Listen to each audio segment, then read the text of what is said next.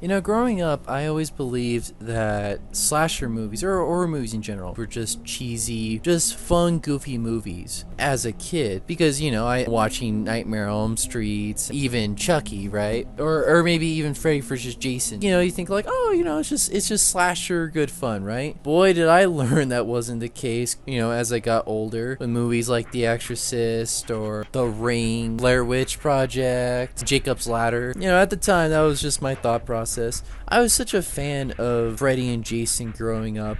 As a kid, I loved watching these movies. I loved watching slasher movies. And, you know, I got a peek here and there of Chucky. And I always thought that Chucky was just goofy and just fun, silly. Well, it's not entirely the case. Especially with the first Child's Play movie. Holy shit. Much like Nightmare on Elm Street, it starts out very serious and gets goofy as time goes on. But that first Child's Play movie really sets the tone. God, it's so strange going back to Child's Play. It's so strange after knowing Chucky from pulp culture and going back to the first movie and actually being scared of Chucky. Because, you know, you think Chucky, like, you know, he cracks jokes. He's a funny guy. But this movie really plays into the Jaws effect, where you don't show the shark right off the bat. You wait. You play with the audience for a little bit. You set up the atmosphere. You set the tension. And then when it finally happens, holy shit. That's what it felt like. It's just waiting for Chucky to let loose. It was worth the wait. Everyone knows the story by now. Charles Lee Ray is a serial killer in the 80s. Was gunned down by a police officer before he meets death's door, or Pinhead in Hell. He transfers his soul as a last-ditch effort to a good guy doll, in which this doll gets into possession of Andy Barclay. Andy Barclay would be our main star for the first 3 movies, and would soon return in the later movie as a man. I really loved that first Child's Play movie. It really knew how to be scary. I mean, you know Chucky, you know that there's something in it. But let me tell you, not gonna spoil it, but when he breaks character for the first time, that was the scariest shit I've seen in a long time. It really is. It might be my favorite moment in any slasher movie. When Chucky breaks character for the first time, because most of the time you're seeing him as just a doll. Of course, you know, you see little legs running around, and, you know, it goes to a first person view like Friday the 13th. But when you see Chucky in action, holy fuck, is it a treat.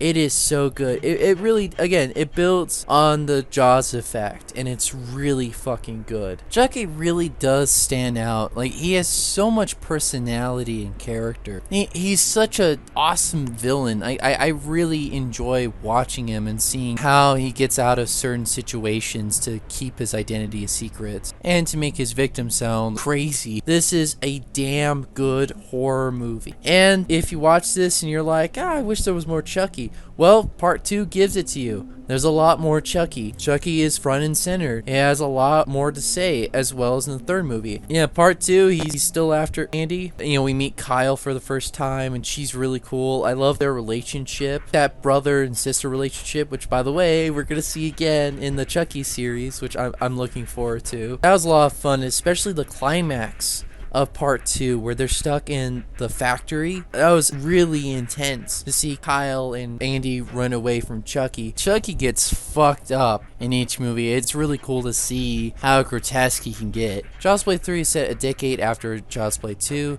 where it's set in a military school where we follow a 16-year-old Andy Barclay. This time Chucky isn't necessarily after Andy, but he's after a new kid. It's really interesting because Andy is stuck by rules and regulations that he has to follow.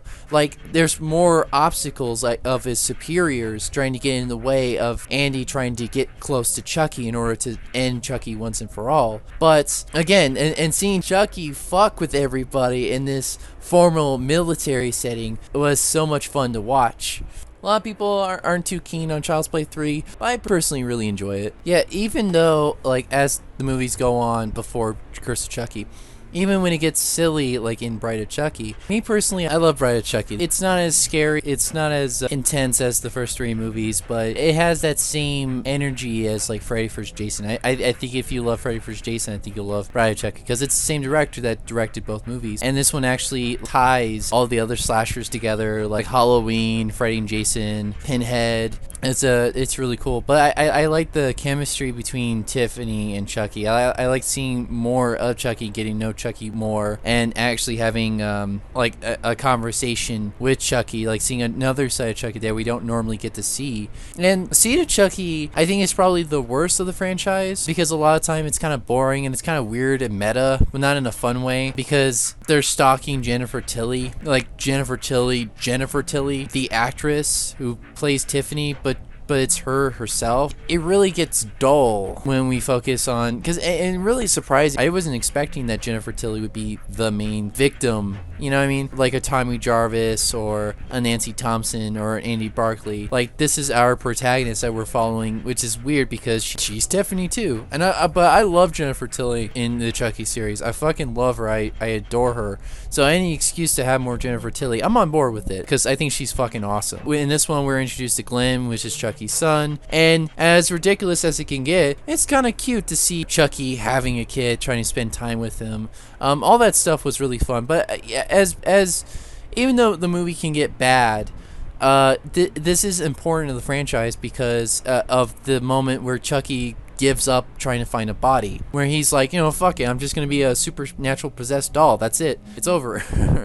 Fuck finding a body, I'm okay with who I am. I really appreciated that was the part that I really like the most. That's the part that sort of makes the movie for me, but it could be a slog to get through. But some of the kills are still a lot of fun, and there are funny parts from time to time, like Tiffany trying to get over her addiction of killing. That was really fun. And especially Glenn. I like Glenn as a sympathetic character. It's like, this is a kid of a notorious supernatural serial killer. So how is this kid going to deal with all this stress? Turns out not very well, but it's still great to see. But I really do recommend the Child's Play series. It's funny because, like, I know a lot of people are very hesitant because they either think Chucky's too ridiculous or he's too scary.